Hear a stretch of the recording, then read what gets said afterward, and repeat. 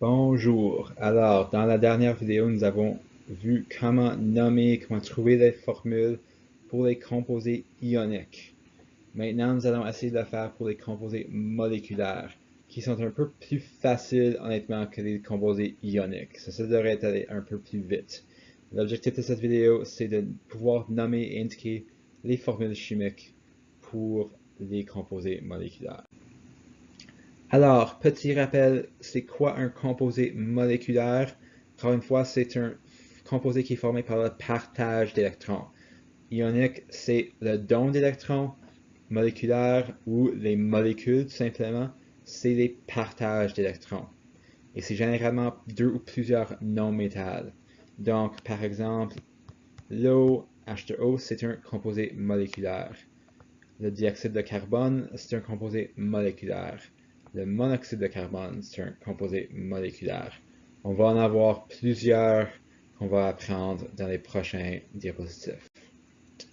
Alors, premièrement, on va essayer d'identifier le nom à partir de la formule. Et je voulais juste faire une petite remarque ici, que les règles pour écrire les noms en français des molécules sont l'inverse de ce que vous voyez en anglais. Alors, si jamais vous faites de la chimie en anglais, il faut se rappeler que les noms des molécules sont l'inverse de ce qu'on connaît en français. Par exemple, en français, on dit monoxyde de carbone. En anglais, on dit carbon monoxide. On prend l'inverse. Mais, parce qu'on est une école française, on apprend en français, nous allons utiliser les règles francophones. Alors, première étape, il faut identifier dans quel ordre on va mettre les éléments dans le nom. Et la règle générale, c'est que le deuxième élément dans la formule vient en premier dans le nom. C'est la même chose qu'on avait vu pour les composés ioniques, c'est les noms puis les formules sont l'inverse l'un de l'autre. Alors par exemple, si on a le CO2, on va mettre dans le nom l'oxygène en premier et le carbone en deuxième dans le nom quand on l'écrit. Alors, étape 2, là, on n'écrit pas juste oxygène de carbone, par exemple. On utilise des préfixes pour indiquer le montant de chaque élément dans le composé. Alors, puis le tableau, ici en bas, indique les différents préfixes. Alors, pour un élément, ça serait mono. S'il y en a deux, on dirait di. S'il y en a trois, on dirait tri. Alors, par exemple, dans notre exemple du CO2, on dirait qu'il y a deux oxygènes, donc on écrirait dioxygène pour maintenant, et on va écrire monocarbone. Monocarbone. Mais là, un petit exception, on utilise mono seulement pour le premier élément dans le nom. Alors ici, on ne va pas écrire monocarbone. On va juste écrire carbone. S'il y avait un oxygène, on aurait dit monooxygène, monoxygène, pour maintenant, mais pas dans le deuxième. Okay? Alors, jusqu'à là, si on a dioxygène, on a carbone. On va continuer. Alors, si on continue, là, on est dans la dernière étape, écrire le nom. Là, on a toutes les étapes qu'on a besoin. On avait dioxygène et on avait carbone. CO2. Alors là, la terminaison du premier élément, ici, va être changée à ure, sauf pour l'oxygène, qui va devenir oxyde. Alors, on ne va pas écrire dioxygène. On va écrire dioxyde. Et on va mettre de entre les deux éléments. Alors, ça va devenir dioxyde de carbone.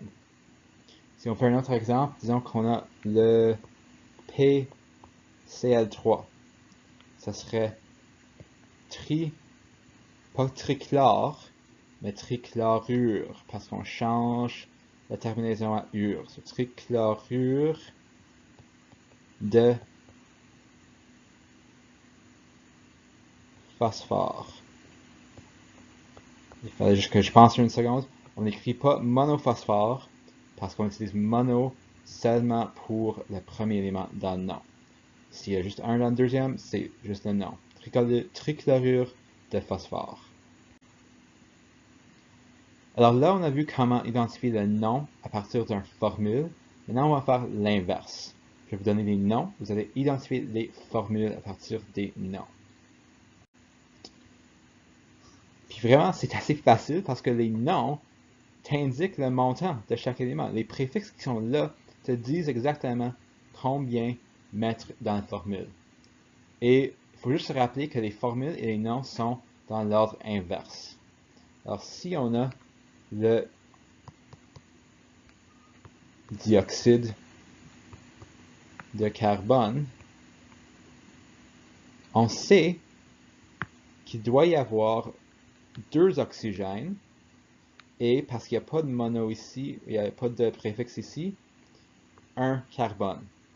Et on va les mettre dans la formule dans l'ordre inverse. Alors on va écrire CO2. Pour essayer un autre exemple, si on a, disons, le dinitrure de disoufre. Alors, les di nous disent qu'on a 2 ici et 2 là. Et on va les écrire dans l'ordre inverse. Alors, le soufre, c'est le S. Et on a 2. Et le nitrure, c'est l'azote. Alors là, on a N et on a 2. Alors la formule serait S2N2. Alors, en sommaire, l'ordre dans les noms et dans les formules sont les inverses. Les noms utilisent des préfixes pour indiquer le nombre de chaque élément, et on peut utiliser ces préfixes-là pour trouver les formules si on en a besoin. Et dans les noms, la terminaison du premier élément est changée à ure, sauf l'oxygène qui devient l'oxyde.